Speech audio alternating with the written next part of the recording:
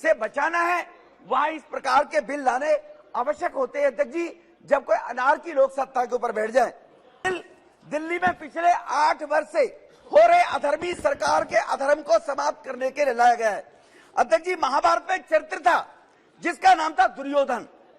आज दुखद है कि दिल्ली राज्य में भी उसी चरित्र का एक, उसी नकारात्मक मानसिकता का व्यक्ति इस दिल्ली के अंदर दुर्योधन के रूप में यहाँ पर बैठा हुआ है। सर फर्क इतना है, वो दुर्योधन लंबा चौड़ा था, ये दुर्योधन थोड़ा बौना है। कारी, भ्रष्ट, कायर जनप्रतिनिधि सत्ता में बैठ जाते हैं, तब जन सेवा में लगी व्यवस्था पक्ष को संरक्षित करना अति आवश्यक हो जाता है। अध्यक्ष जी, अहंकारी था, भ्रष्टाचार में इस बौने दुर्योधन ने जनता के सामने तो कहा था भ्रष्टाचार खत्म कर दूंगा, राम राज्य लेकर आऊंगा।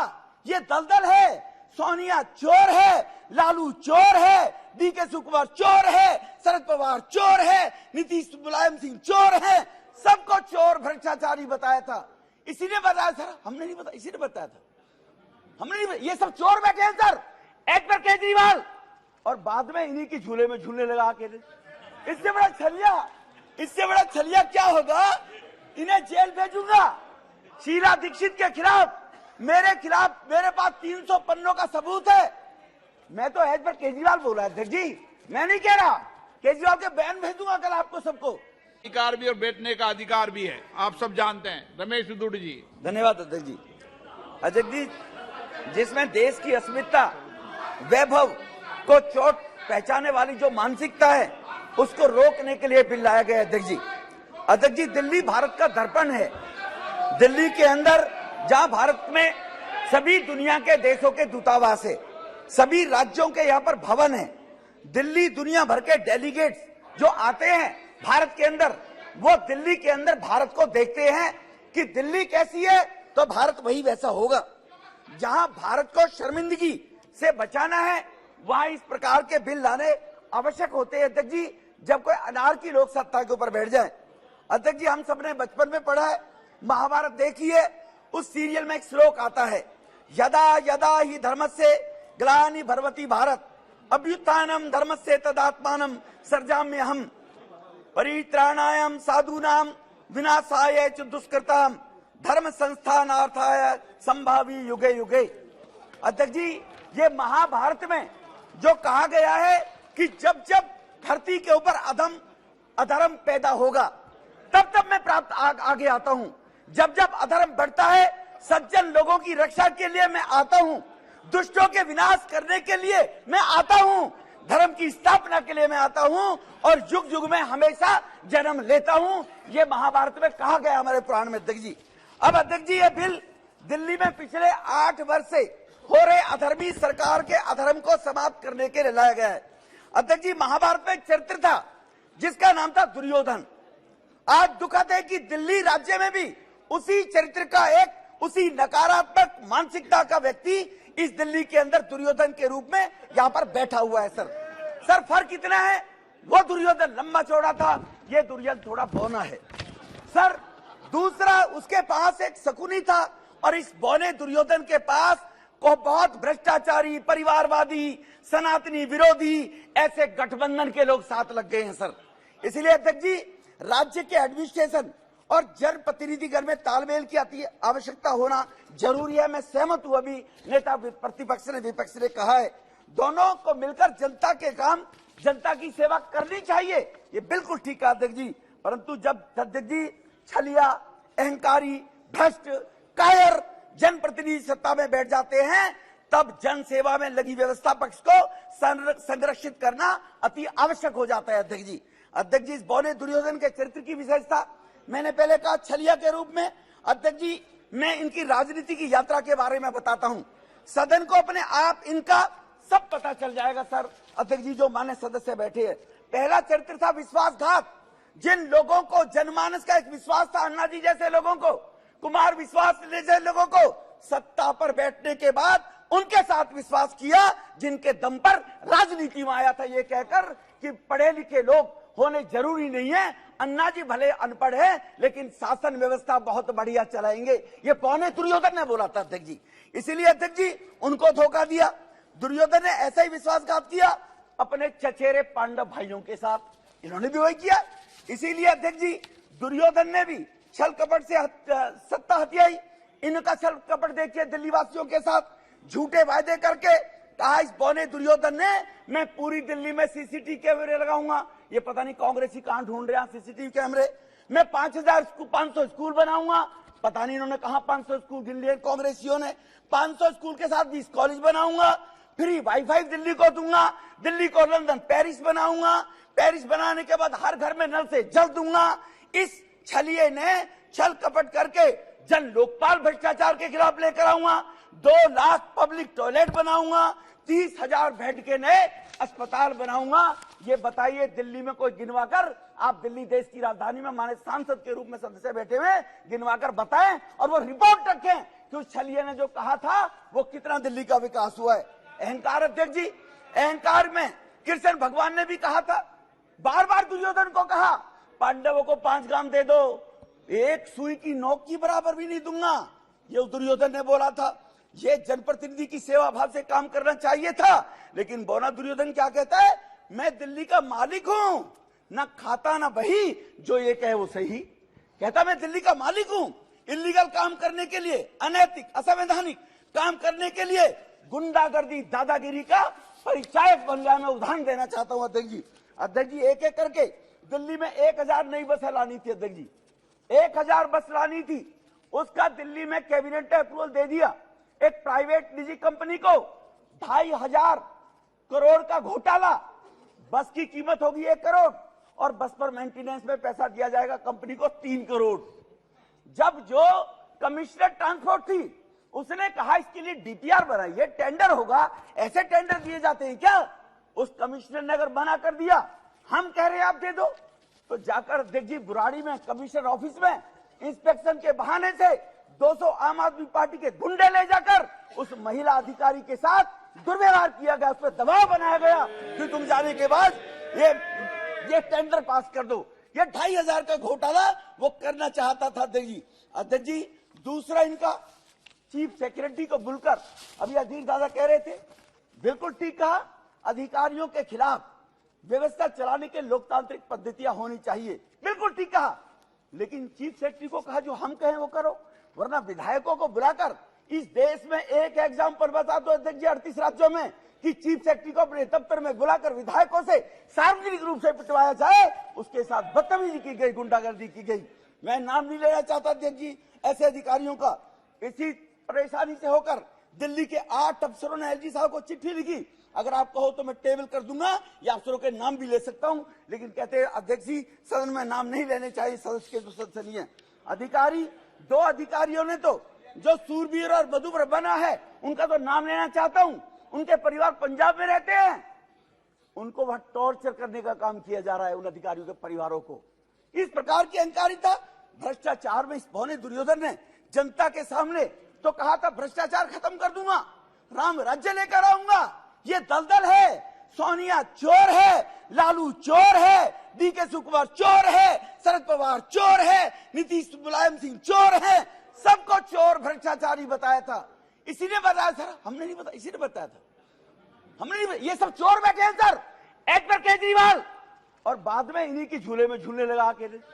इससे बड़ा छलिया क्या होगा? इन्हें जेल भेजूंगा। शीला दीक्षित के खिलाफ, मेरे पास 300 पन्नों का सबूत है। मैं तो एज पर केजरीवाल बोला है अध्यक्ष जी, मैं नहीं कह रहा। केजरीवाल के बयान भेजूंगा कल आपको सबको। उसके बाद इन्हीं की शीला को जेल भेज दूंगा और ये दुर्योधन जाकर उन्हीं की गोद में झूल रहा है। अध्यक्ष जी, अब मैं इसके बताता हूं, भ्रष्टाचार की सूची, लीकर स्कैम किसको नहीं पता है सर? मंत्री जेल के अंदर है। हवाला स्कैम किसको नहीं पता है सर? मंत्री जेल में है। अभी अजीज दादा कह रहे थे आपके पास ईडी है, सीबीआई है, अभी कह रहे थे उनसे एक्शन कराओ। जब उनसे एक्शन कराते हैं तो तिल मिलाते हैं, जैसे ताते तय पे बैठा दिया उछलते हो आप लोग। जब सीबीआई से एक्शन नहीं कराते हैं, कानून बदलते हैं, तो कह रहे हैं आप लोग कानून रद्द लेकर आ रहे हो। एक जबान पे तो ठीक है, कहिए हाउस के अंदर कि सीबीआई ईडी ठीक काम कर रही है, हिम्मत है तो फिर दोबारा भर के कर दिखाइए। सीबीआई ईडी अपना काम करती है अध्यक्ष जी। 5000 लोगों के वो डाले थे सीबीआई ईडी ने सर, रेट डाली है। देश का 1.5 लाख करोड़ रुपया रिकवर किया है। ये 10 नेताओं के यहाँ डल गया, तो सीबीआई गलत कर रही है, क्योंकि यूपीए के टाइम में लाखों करोड़ रुपया हजम किया हुआ है। डर है सीबीआई वो ना इकट्ठी कर दे, कहीं मोदी साहब ये ना कह दे वो 2.5 लाख करोड़ रुपया भी लेकर आओ, जो 12 लाख जरूर का माने अभी गृह मंत्री जी ने हवाला दिया था। सवाल स्कूल रूम बनाने का, कंस्ट्रक्शन का, कमरों का घोटाला, जल बोर्ड के अंदर 8 साल तक जल बोर्ड का ऑडिट नहीं हुआ सर। जल बोर्ड आज लाखों करोड़ के घाटे में चल रहा है। ये शासन दिल्ली का चल रहा है। बिजली के अंदर बिजली कंपनियों ने दावा किया कि हमारा 26,000 करोड़ रुपया चाहिए। बिजली कंपनियों की पेमेंट नहीं हो रही। मैं वकालत नहीं कर रहा कंपनियों की, वो भी लुटेरे, लेकिन इसके नीचे पहले शीला दीक्षित लुटेरी थी, अब ये बौना दुर्योधन लुटेरा आ गया। इसीलिए मैं आपको बताना चाहता हूं, उस 26,000 करोड़ की सर कर दो, स्पष्ट कर दो सर, उस 26,000 करोड़ की लेनदारी के लिए कंपनियां एप्टल कोर्ट में गई। एप्टल कोर्ट ने फेवर में दिया कंपनियों के लिए कि इसका पैसा लौटाए सरकार। 26,000 करोड़ का मतलब है सर, दिल्ली सरकार का बजट 68,000 करोड़ है, 1/3। क्या होगा जब ये छोड़कर बोला दुर्योधन भागेगा? उन कंपनियों के पैसे को कौन भगाएगा? ये कंपनी छोड़कर भाग गई, दिल्ली अंधेरे में हो जाएगी सर। कौन संभालेगा? प्राइवेट कंपनी है। तो उसके खिलाफ ये करोड़ों रुपए का वकील करके बोला दुर्योधन, करोड़ों रुपए का वकील करके सुप्रीम कोर्ट गया है एप्टल कोर्ट के खिलाफ। किन डीटीसी का स्कैम आपके सामने है सर। पीडब्ल्यूडी के अंदर जो कहता था मुलायम सिंह यादव परिवारवादी है, लालू परिवारवादी है, अपने साडू को 10 करोड़ का ठेका विदाउट डीपीआर टेंडर के दिलवाया। साडू ने बेचारे ने शर्म के बारे आत्महत्या कर ली और उसका बेटा जेल गया सर। ये शायद ये देश नहीं जानता होगा इस बात को लेकर। इसलिए सर, थैंक यू सर। इसलिए आप नेताओं के परिवार के लोगों को लालू परिवारवाद, मुलायम सिंह परिवारवाद, सोनिया जी परिवारवाद, वो सब उसी के पिछड़े को बने हुए सारे के सारे लोग ही। पता नहीं क्या मजबूरी है, पर कुछ तो मजबूरियां रही होंगी, यूं ही कोई बेवफा नहीं होता। इसलिए कहीं ना कहीं इनकी मजबूरियां हैं। इसलिए सर, आप नेताओं के परिवार वालों को पिछले दरवाजे से जो इनके विधायक हैं, जो इनके मिनिस्टर हैं, उन चहेतों को 437 लोगों को 2.5 लाख से 1.5 लाख रुपए, कोई ओबीसी नहीं, कोई एससी नहीं, कोई किसी प्रकार का रिजर्वेशन नहीं, 437 लोगों को सर ओबीसी रिजर्वेशन के नाम से 2000 करोड़ रुपए की बंदरबाट की, जो लेफ्टिनेंट गवर्नर साहब ने सर यहां पर प्रदर्शित नहीं कर सकता, टेबल जरूर करूंगा। इनके खानदानों को, जिनको सब लोगों को 2.5 लाख से 1.5 लाख रुपए तक की नौकरी देकर इन्होंने भ्रष्टाचार कम के 2000 करोड़ रुपया बांटा जाता है। इन आम आदमी पार्टियों के विधायकों के बेटी, बेटा, बहू, मौसी, फूफी, चाची, ताई, इनको बांटा जाता है ये पैसा सर। इसीलिए इस बौने दुर्योधन के बारे में जो ये अभी बोल रहे थे 2 मिनट पहले कि वो बहुत बढ़िया काम कर रहे हैं ये बंदरबाट करने का, अब आता सर कायर था। दुर्योधन कायर था सर, लड़ाई नहीं लड़ सकता था, चाले फेंकता था सुकनी के माध्यम से। दुनिया में कोई मुख्यमंत्री है, भारत में कोई मुख्यमंत्री है जिसके पास एक भी विभाग नहीं है? इसके पास विभाग कोई नहीं है। इतना कायर है, साइन कराएगा अफसरों से। अफसर क्यों साइन करेंगे जी मरने के लिए? मुख्यमंत्री क्यों नहीं करेगा? साइन कराएगा। मंत्रियों से 2 मामा जेल भेज दिए, ठीक है ना जी, उनसे साइन करवा के जी। कायर, इससे बड़ा कायर क्या होगा जी? कोई जिम्मेवारी जो आदमी नहीं लेता हो, परिवार का कोई सदस्य जिम्मेवारी से भगे, तो उससे बड़ा नालायक परिवार का मुखिया नहीं होता है क्या सर? कि परिवार की जिम्मेवारी लेने के लोग जिम्मेवार ना हो, तो इससे बड़ा कायर क्या होगा? ऐसा कायर व्यक्ति अगर दिल्ली की गद्दी पर बैठेगा तो दिल्ली सर देश की राजधानी है सर। सर 2G स्पेक्ट्रम के मैच गेम वो चल रहे हैं सर। तो इसीलिए सर 2G स्पेक्ट्रम के दौरान अगर भारत की अस्मिता लुटेगी, अगर भारत की अस्मिता लुटेगी तो भारत बदनाम होगा। क्योंकि इनकी एक मंत्री विदेश में भी गई, एजुकेशन एक प्राइवेट प्रोफेसर की कॉल पर गई थी और यहां मैसेज दिया, मुझे कैम्ब्रिज ने बुलाया, यूनिवर्सिटी ने, एक प्राइवेट प्रोफेसर ने बुलाया था, और वहां जाकर कहती है इसकी मंत्री, राहुल बाबा की तरह की दिल्ली में 5000 करोड़ लोग भूखे सोते हैं, पता नहीं अफीम पंजाब से अफीम खाकर सोते हैं क्या? अरे 80 करोड़ लोगों को तो मुफ्त खाना दिया जा रहा मोदी जी के माध्यम से 3 साल से। वो कह रहे 5 करोड़ रुपया, 5 करोड़ लोग भूखे सोते हैं, 25 करोड़ लोगों पे मकान नहीं है। इसलिए ये भी एक रफूगर है सर। इसके भी मामा फूफी को लगा दिया होगा कहीं, इसकी भी मामा फूफी को दे दी होगी नौकरी कहीं ना कहीं ले जाकर। तो सर ये आपको अवसर मिलेगा, आपको अवसर मिलेगा, तब बोलिएगा प्लीज। अभी अपनी आपको अवसर मिलेगा। नाम देता हूं सर, ऑन रिकॉर्ड में कहता हूं, नकारात्मक सोचकर शिक्षा की राजनीति करने वाला व्यक्ति भाटी के अंदर कॉलेज खुलना था, 8 एकड़ जमीन चाहिए थी। डीएम बोलती है डीएम बोलती है बोलो विधुड़ी से जमीन ले ले। डीएम ने कहा सर विधुड़ी अपने घर के लिए नहीं मांग रहा, दिल्ली विश्वविद्यालय का कॉलेज खुलेगा। उन्होंने मिनट्स में लिखा है सर, डीएम ने मिनट्स में लिख के चली गई कि विधुड़ी जी वो जमीन नहीं देने वाले हैं। ऑनरेबल लेफ्टिनेंट लैंड उनके पास थी, ऑनरेबल लेफ्टिनेंट गवर्नर ने कितना भागना पड़ा, पहले उस लैंड को अर्बनाइज कराना पड़ा एसडी साहब को, तब वहां जमीन दी। क्या गरीब के बच्चों के पढ़ने के लिए, बच्चों के लिए कॉलेज नहीं होना चाहिए दिल्ली के अंदर? इसने कहा 20 कॉलेज खोलूंगा और नकारात्मक सोच के कारण एक कॉलेज की भी इजाजत नहीं दी। इसलिए सर मैं बता देना चाहता हूं इनको, जिस सुप्रीम कोर्ट का रोना रो रहे हैं, ऑनरेबल सुप्रीम कोर्ट ने कहा था, अभी बड़ी सुप्रीम कोर्ट की तारीफ वाहवाही कर रहे थे। ऑनरेबल सुप्रीम कोर्ट ने कहा कि तुम्हारे पास 13,000 करोड़ रुपया एडवर्टाइजमेंट के तो हैं, लेकिन रैपिड रेल के लिए 450 करोड़ नहीं है कि दिल्ली में मेरठ तक, दिल्ली में गाजियाबाद तक रैपिड रेल का संचालन हो। ये किसने टिप्पणी की है सर? ये ऑनरेबल सुप्रीम कोर्ट ने की है। तो सुप्रीम कोर्ट की यह बात भी तुम्हें याद करनी चाहिए और बतानी चाहिए इस बौने दुर्योधन ने 13,000 करोड़ रुपया एडवर्टाइजमेंट पर प्रचार प्रसार में तो लगा दिया, लेकिन 4.5 करोड़ रुपया रैपिड रेल के लिए, डीपीआर के लिए बौने दुर्योधन ने नहीं दिया सर। इसलिए सर आयुष्मान योजना रोककर 2018 में योजना दिल्ली में नकारात्मक सोच सर, पूरी देश में गरीबों की, बीजू पटनायक जी अपनी योजना चला रखी है, सबने चला रखी है, लेकिन दिल्ली के अंदर गरीब का बेटा, गरीब की मां, बहन, बहू बगैर इलाज के जीवन को ना खो दे, वो दिल्ली के लोगों को आयुष्मान भारत योजना आज तक इस बौने दुर्योधन ने लागू नहीं की। अरे दिल्ली वासी ने तुझे मुख्यमंत्री बनाया है, अरे तेरी दुश्मनी बीजेपी से हो सकती है, लेकिन दिल्ली के 2.5 करोड़ से तेरी क्या दुश्मनी है? आयुष्मान भारत योजना क्योंकि मोदी साहब लेकर आए गरीबों के लिए, वो आज तक लागू नहीं की सर। इसलिए मैं नकारात्मक सोच की बात बता रहा हूं सर।